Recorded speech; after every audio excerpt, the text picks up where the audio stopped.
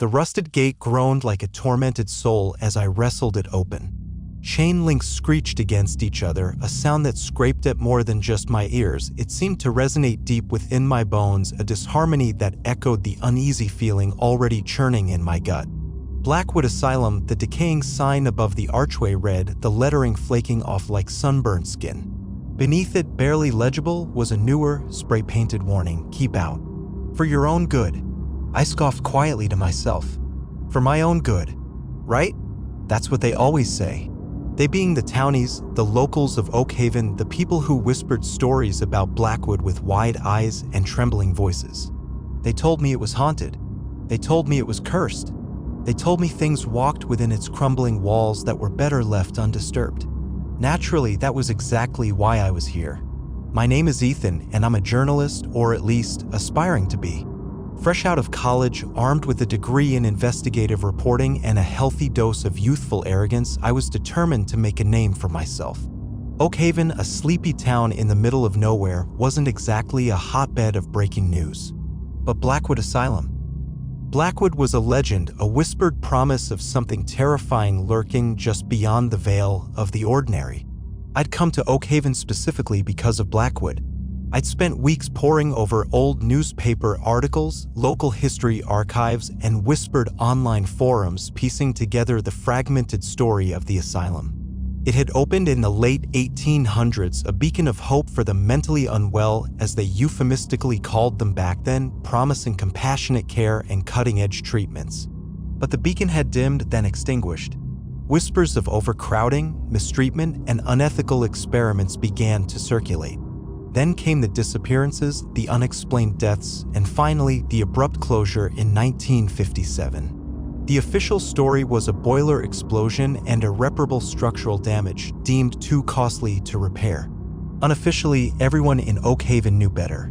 They said Blackwood was closed because something inside had broken free, something far more sinister than faulty pipes. My colleagues back in the city had laughed when I told them about my Blackwood story. Abandoned asylum? Seriously, Ethan? That's cliché horror movie fodder. No one cares about ghost stories anymore. But I cared. I believed there was more to Blackwood than just local folklore. I smelled a real story, a story buried beneath layers of fear and superstition, a story waiting to be unearthed.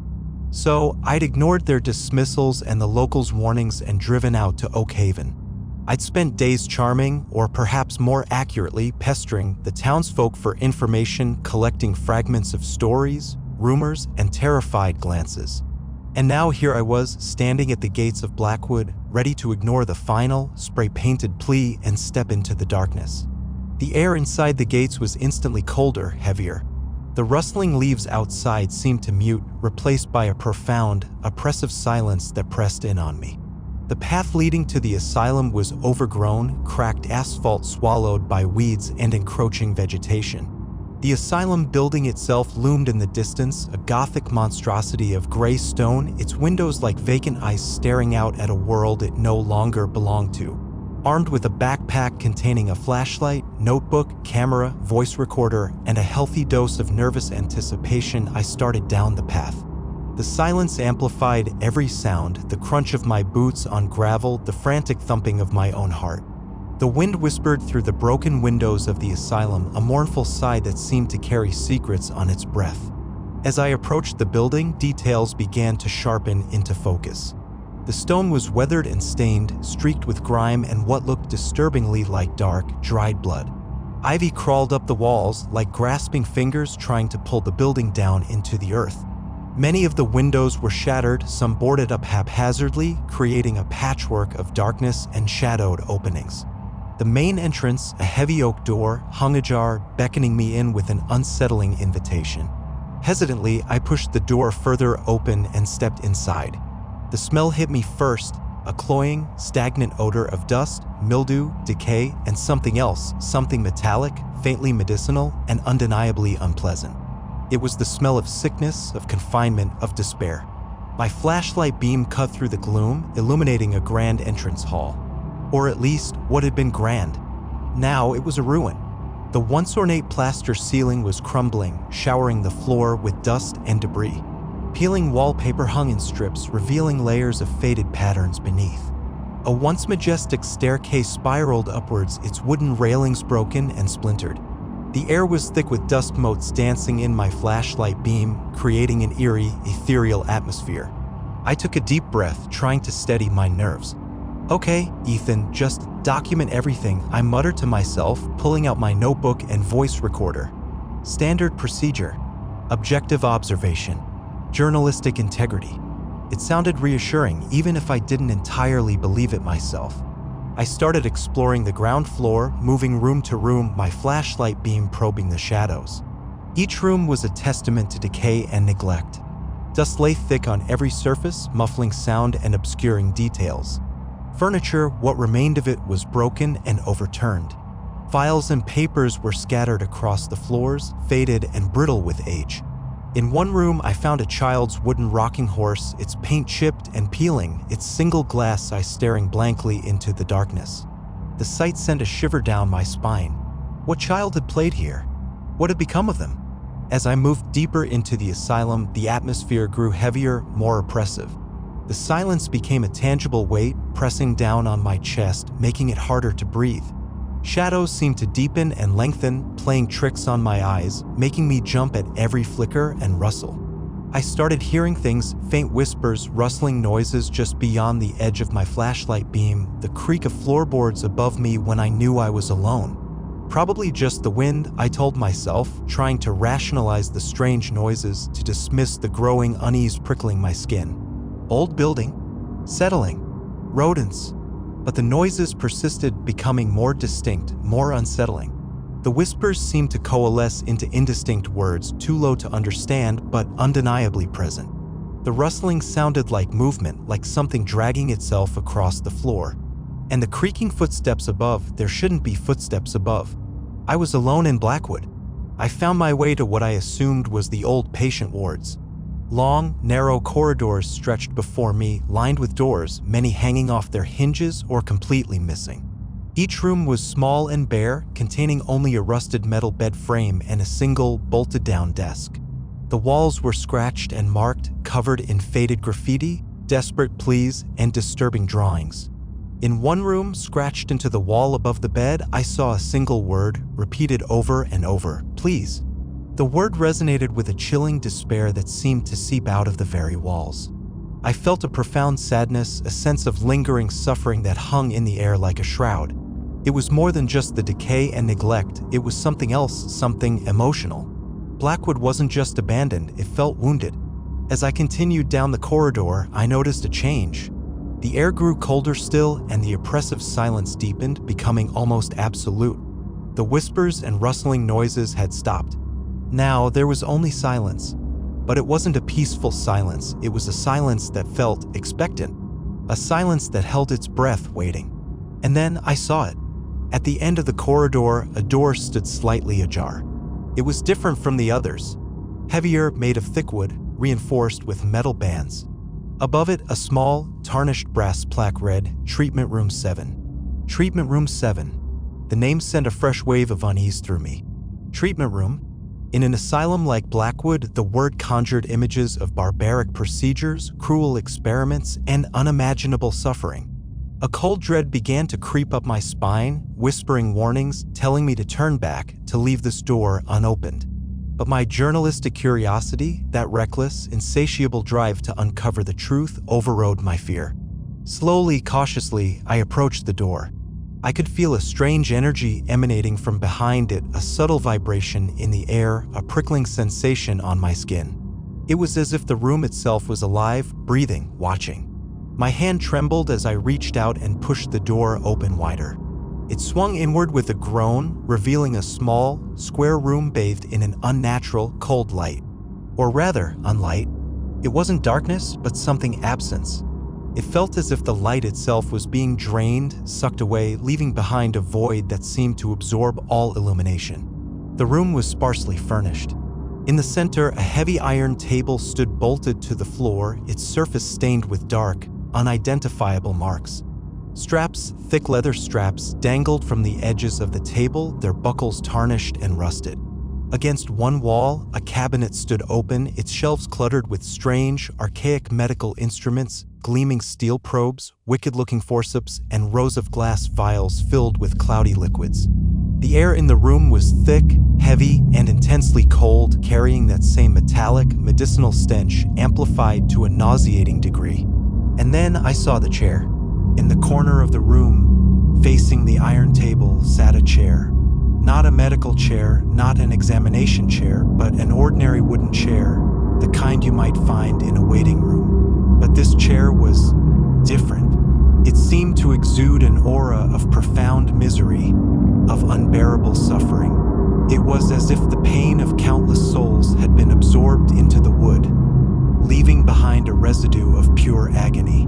I felt an inexplicable pull towards the chair, a morbid curiosity that compelled me to approach it.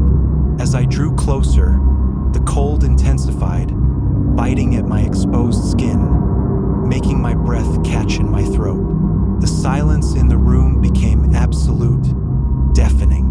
My flashlight beam seemed to weaken, struggling to penetrate the oppressive gloom. And then I heard it again, the whisper, but this time it wasn't faint or indistinct.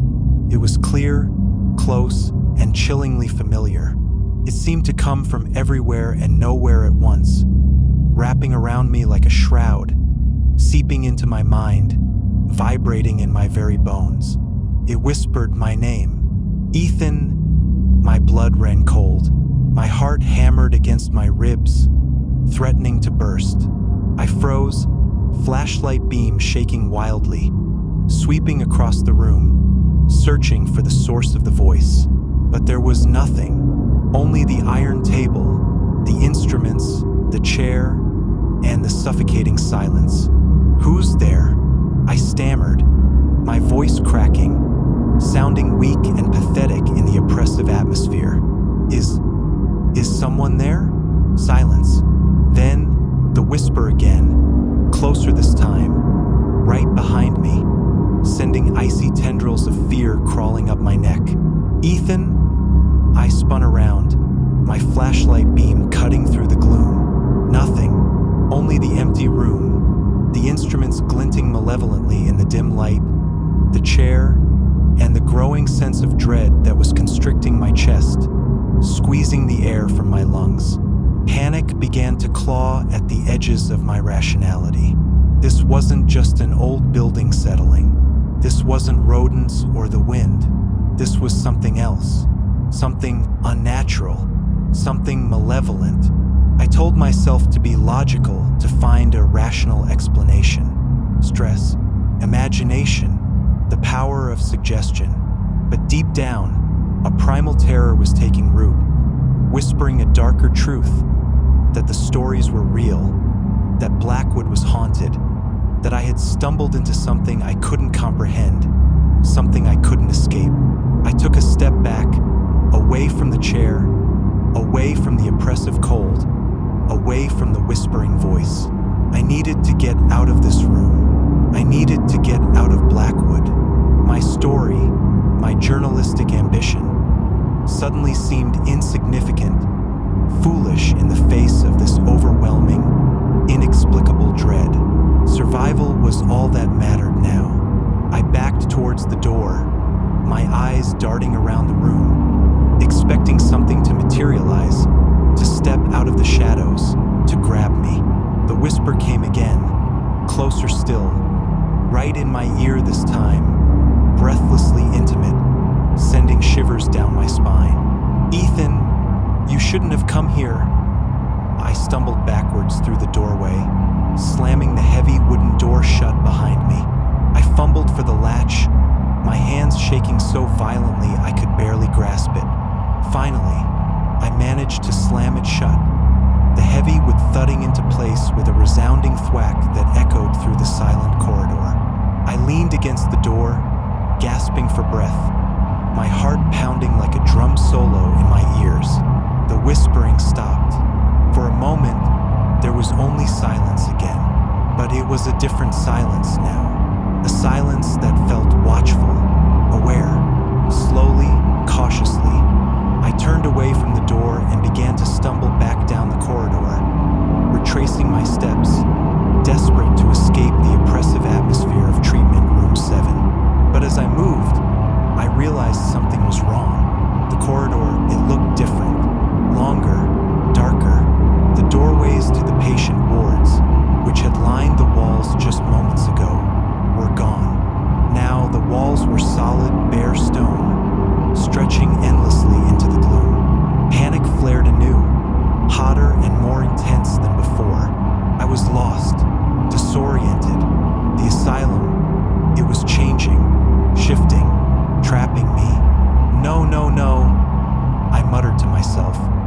shaking my head, trying to clear my thoughts, to regain some semblance of control.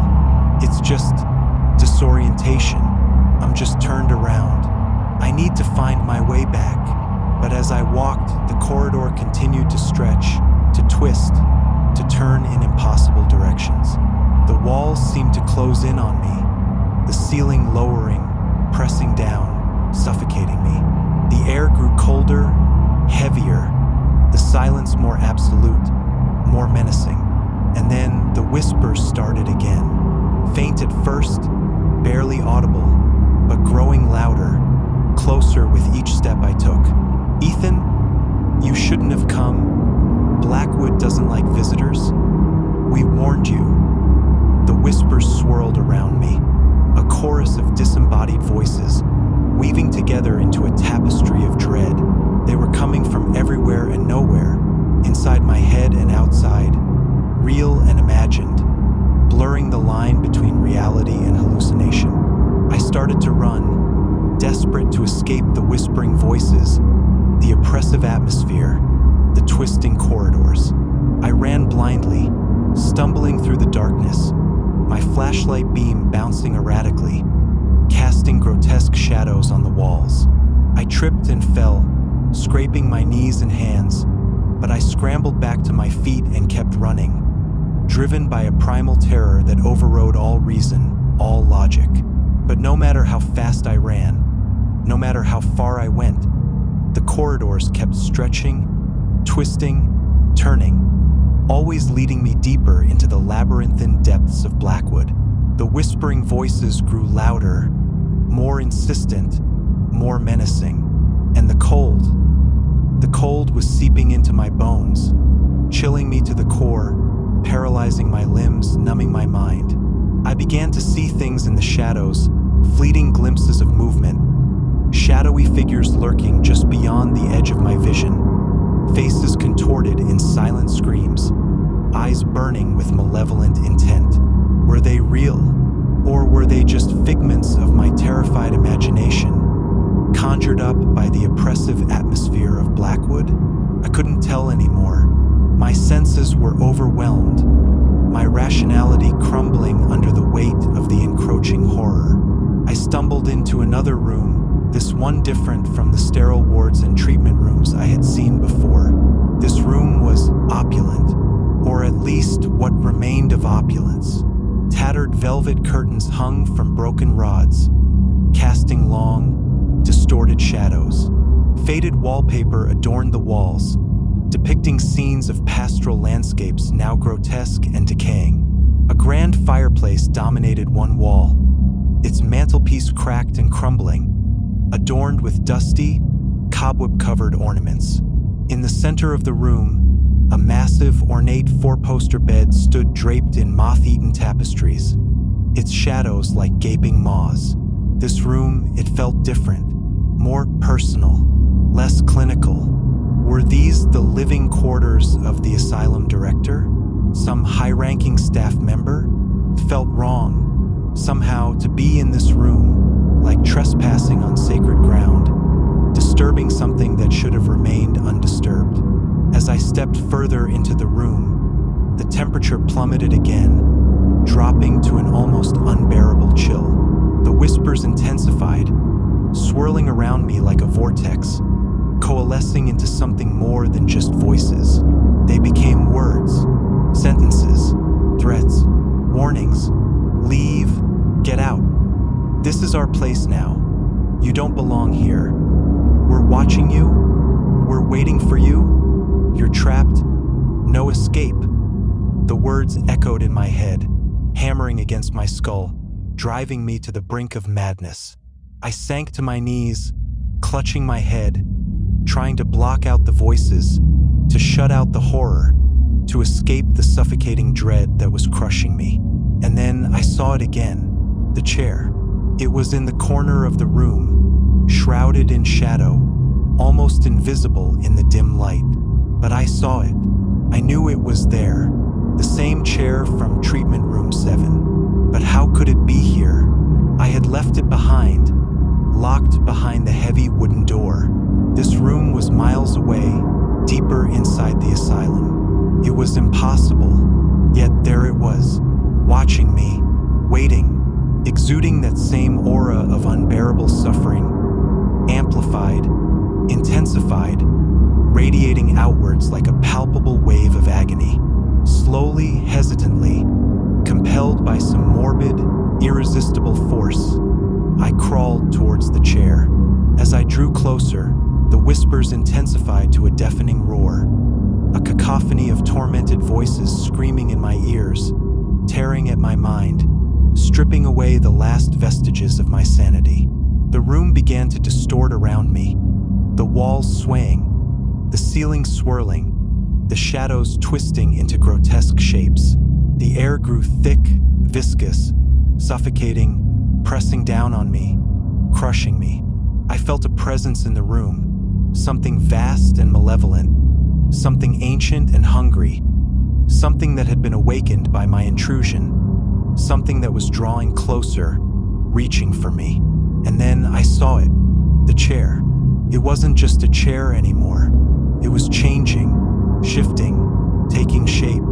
The wood seemed to writhe and twist, the lines blurring, the form becoming organic. It grew taller, larger, its shape elongated, becoming less like a chair and more like a figure. A dark, shadowy figure, coalescing out of the darkness, solidifying, taking on form and substance. Two glowing red eyes opened in the darkness, burning like embers, fixing on me with an unbearable intensity. A mouth formed, a gaping maw filled with rows of sharp, needle-like teeth.